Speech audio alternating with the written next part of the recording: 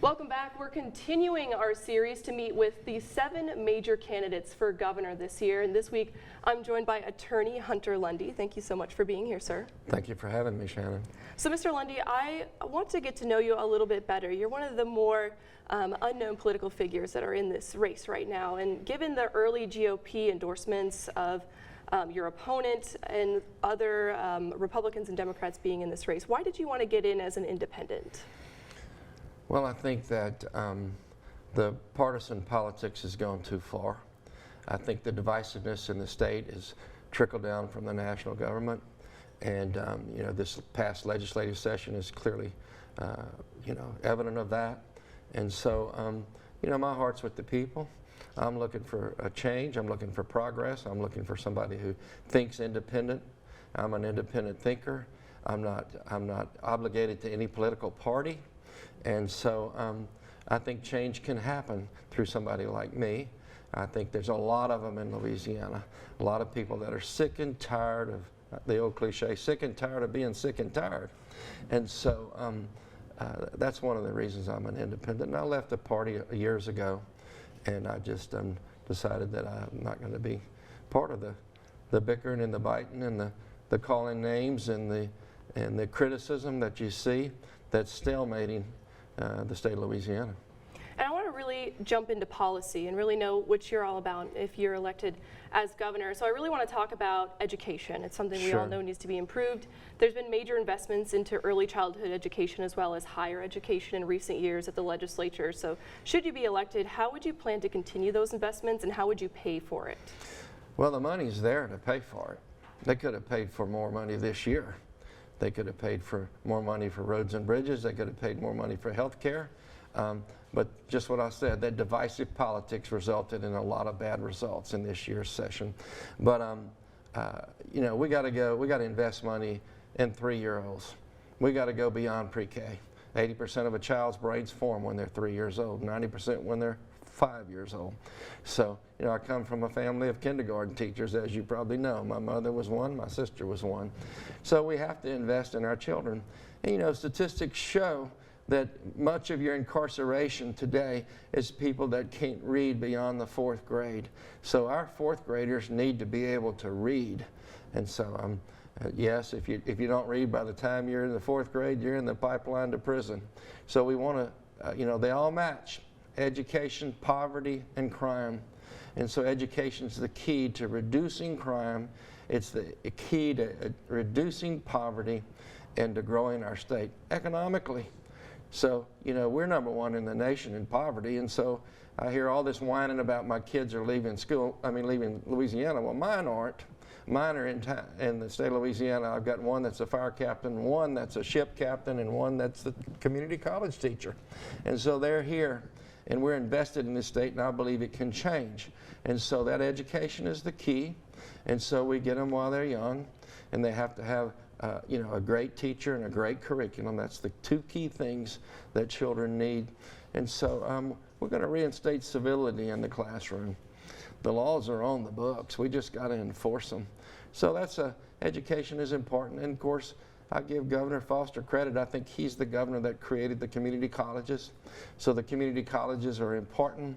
But you know, our children can get out of high school, they can get out and they can have a certification in Google, they can have a certification with Microsoft, they can go do a job immediately and make a good living. If not, we have the community college system that's now partnering with industry throughout Louisiana. I mean, I just finished a conversation about what's going on in the river parishes, and that the community college down there is much like the community college in Southwest Louisiana that's partnering with the chemical industry and the refining industry and now the LNG industry. So they come out of there with an instrumentation degree, they come out with an operations agreement, they got a job waiting on them. But you know, we realize that 80% of the jobs in Louisiana do not require a college education. Are our universities important? Absolutely. So I think that's a key. And a little bit of the mindset. We've got to instill a work ethic in our young people again. You know, I admire you. You came from the state of Washington, and you're here as a broadcast journalist, and I'm sure they make you work long hours. So we need our children working and having that work ethic in them again. and so we can solve a lot of problems. So education, you know, poverty and crime, they're all linked. Education is the key. And so even our incarceration, we know statistically that if someone gets out of prison with a college degree, there's a 9% chance of returning. With an associate's degree, there's a 14% chance of returning. If you teach them a trade while they're in the system, they'll go find a job. So that's important. You know, when someone who's incarcerated can go back into the community, and we got to know 85% of our people that are incarcerated are going back into the community. And so if they go back with a job and a place to live, they'll never return. So education cuts across the board everywhere. Mm-hmm. And when we reduce crime, we change the perception of the rest of the country about Louisiana. And so we grow economically, and we're reducing poverty at the same time. Right, crime exactly is something that is a major issue in Louisiana, but also especially in this campaign season. It's something that all the candidates are talking about a lot. What are some specific policies that you would like to see changed or implemented should you be elected to tackle this issue? Well, you know, I've said it, and you've probably heard it in a radio commercial. We got to pay our teachers. When we promise them we're going to give them a pay raise, let's give them a pay raise. Let's don't give them a one-time bonus. We got to pay our policemen, and we got to pay our firemen. We got those people that protect us need to be paid, and they need to know that we appreciate them. And so right now we know that certain areas of the state are half employed with the number of law enforcement people that they need.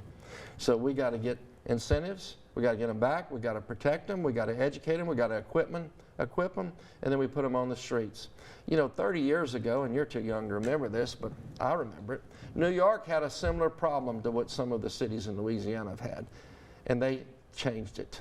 They put the policemen on the street, and they reduced the crime to where it became the tourist city again that New York was until COVID.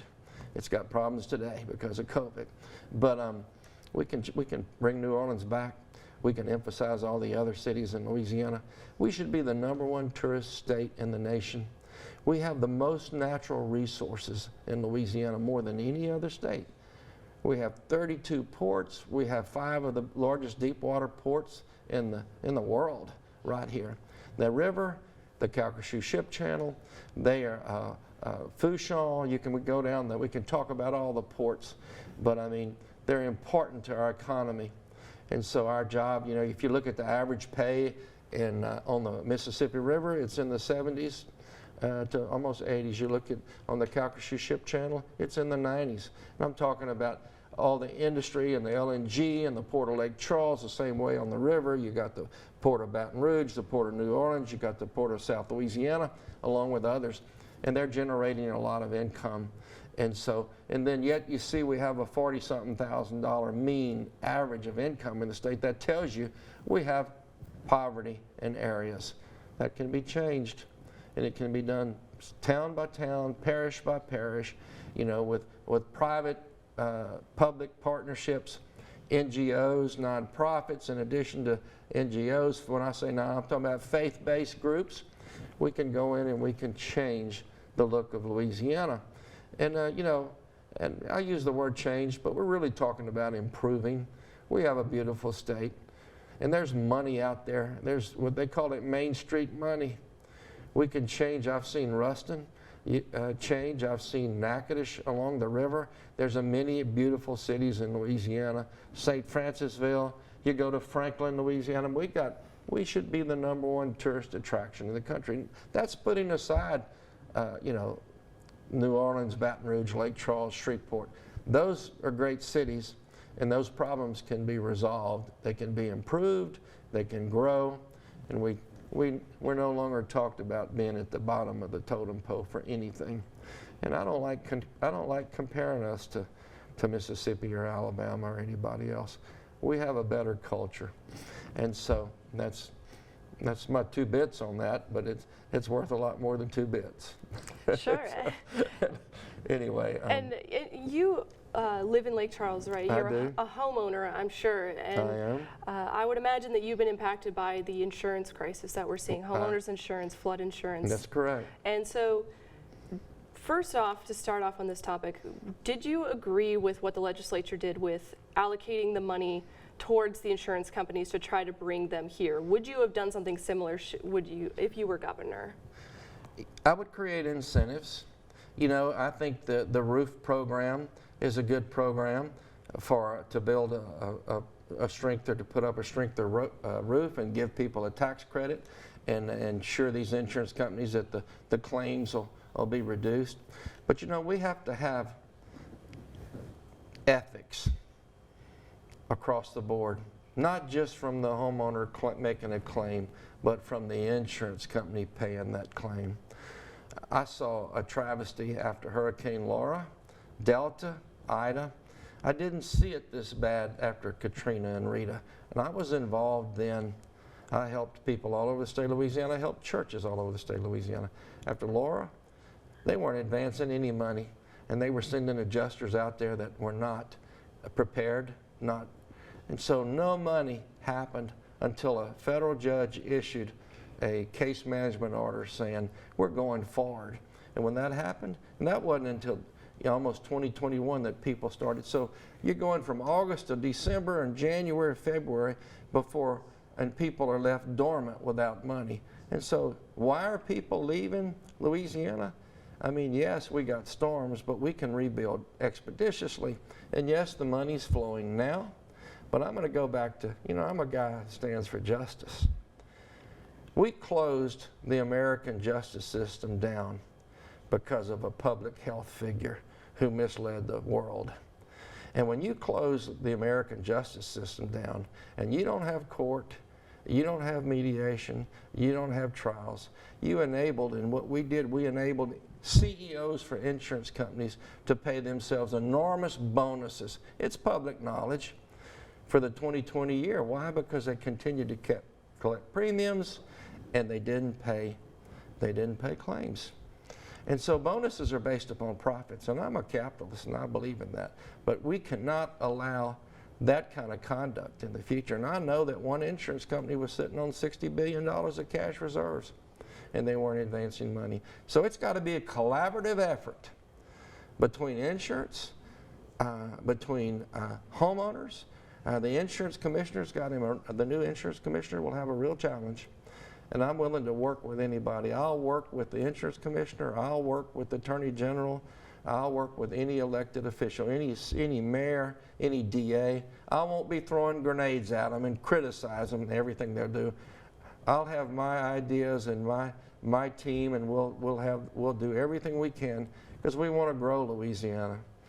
So we're going to attack insurance. We'll have a session that deals just with insurance. And so, yes, the incentives are important, but you always hear about the homeowners committing fraud. Well, I'm telling you, there was some fraud being committed by adjusters under instructions from their insurance. And so that's got to be a quid pro quo thing. You want that under the law, you got to have this under the law. We can't tolerate again what we tolerated in 2021 from insurance companies. Now, I'm for them. I want them to do well. We need them. We want them in the state, and we'll give them incentives. But we've got to have truth. So I'm the guy that's a truth seeker. I've been one for over 40-something years, and so that's what I'll do as governor. Everybody, I won't mislead anybody, and I'll be truthful. I think once people know that what I believe and what my heart is, and that I'm in this race not because of some political party, not because I want power, not because I want a job or any of those things, or because I need money. I'm in it because I love Louisiana and I love the people of Louisiana. And so we are, and I'm sure you're learning that pretty rapidly being down here from the state of Washington. We have the best culture. And I heard that Jay Dordan's show started airing again on Louisiana Public Broadcasting. I tell everybody that they get a chance to see that. That's an incredible. Where Louisiana Ain't Mississippi is the title of it. And it shows you who we are, gives a little bit of our history, what our culture is. So if we can improve, we're back at the top and not the bottom. And Mr. Lundy, you seem to be pretty plugged into the legislative session this last year, that you were really following it closely. So I want to talk about some of the social issues that really took a lot of the spotlight. And namely, there were 3 key bills that really focus on the LGBTQ community. And I want to know what your stance would be, first of all, on the ban on gender-affirming care for minors, the veto that was overturned by the legislature. Would you have supported a similar move? What, the ban on it? The ban on it, yes.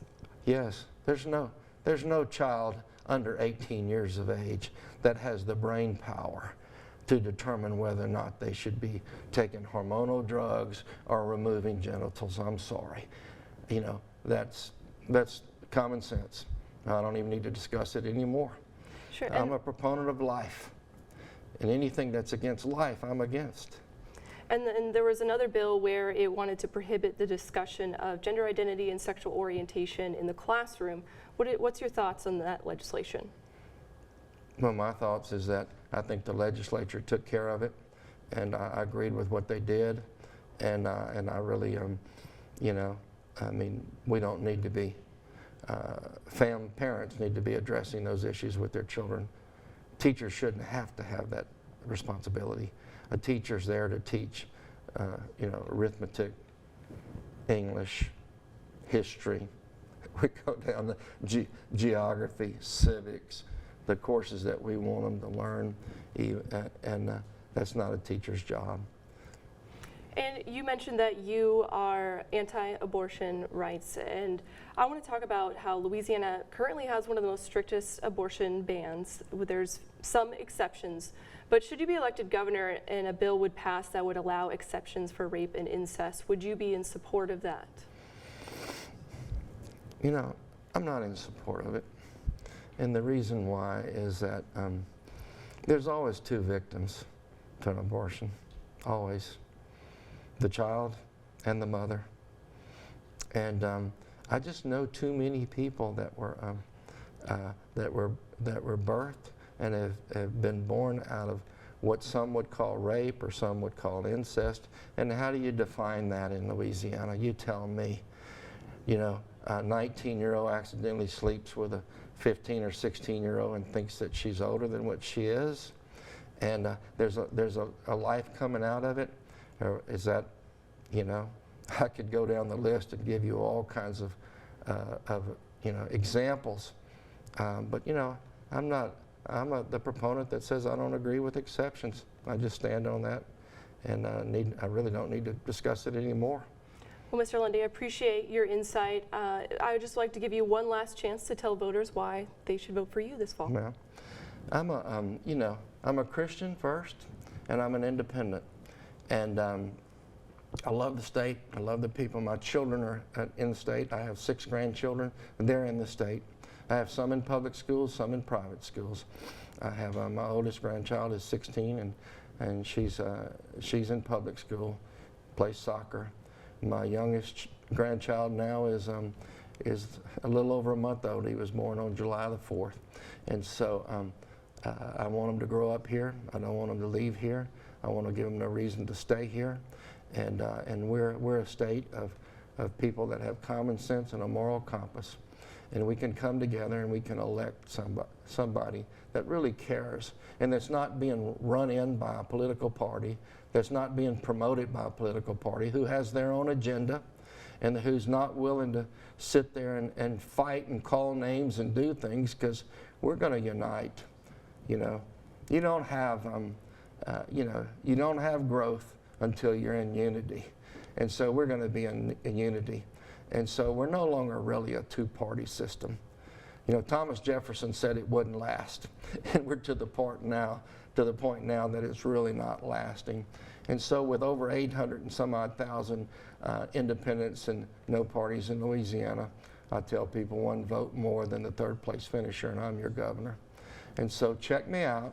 Go to Lundy for Louisiana, or go to Hunter Lundy Governor, and read about me. You'll see that I'm qualified to be the governor. You'll see that I've been a strong advocate for whoever I was standing in for the last 40-something years, and I'll be a bigger advocate for the citizens of Louisiana. All right, Mr. Hunter Lundy, independent running for governor, thank you so much for being on our show today. Thank you, Shannon. I enjoyed it. Appreciate it. We'll be right back.